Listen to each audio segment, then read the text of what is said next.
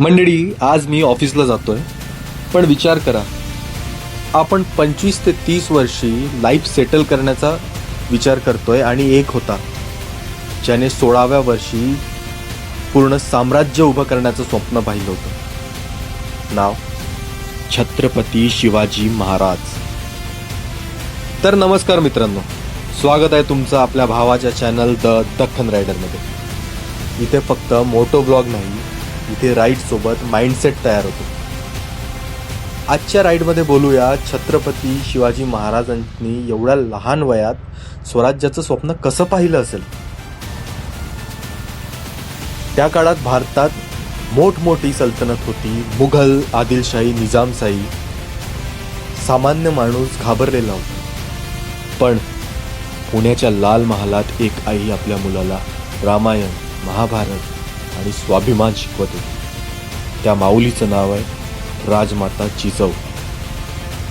त्यांनी शिवबाला एक गोष्ट शिकवली की कधी अन्याय सहन करायचा नाही, आणि तिथूनच जन्म झाला स्वराज्याचा, विचारांचा. मित्रांनो, शिवाजी महाराजांकडे ना मोठं सैन्य होतं, ना खूप मोठी जायदाद होती, ना पॉवर होती, पण एक विजन होतं. आज आपल्याकडे मोबाईल आहे, इंटरनेट आहे, गाडी आहे, भरपूरशा अपॉर्च्युनिटीज आहेत, पण प्रॉब्लेम काय माहिती आहे? आपला स्वतःवर विश्वास नाहीये. शिवाजी महाराजांनी सुरुवात केली ती एका छोट्याशा किल्ल्यापासून, आणि आज इतक्या शेकडो वर्षांनंतर, इतक्या दूर दूर हजारो किलोमीटर पर्यंत आपण आपल्या महाराजांचं नाव अभिमानाने घेतो. या देशातील सर्व जनता आपल्या महाराजांचं नाव अभिमानाने घेते. यातून काय शिकायला मिळतं? Small beginning doesn't matter, just your mindset matter. तुम्ही छोट्या घरामध्ये राहत असाल, जॉब करत असाल, स्ट्रगल करत असाल, पण तुमचं जर स्वप्न मोठं असेल तर तुम्ही काहीही करू शकता. कारण रायगड आधी मनात बांधला जातो, नंतर जमिनीवर आणि डोंगरावर बांधला जातो.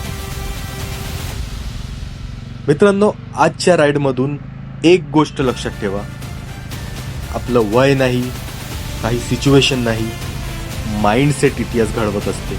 माइंडसेट. जर तुम्हाला अशाच राईड स्टोरीज पाहायच्या असतील जिथे बाईक राईड सोबत आपल्या महाराजांचे विचार आणि महाराजांची प्रेरणा मिळेल, तर सबस्क्राईब करा आपल्या भावाच्या चॅनल द दख्खन रायडरला. जय भवानी, जय शिवाजी.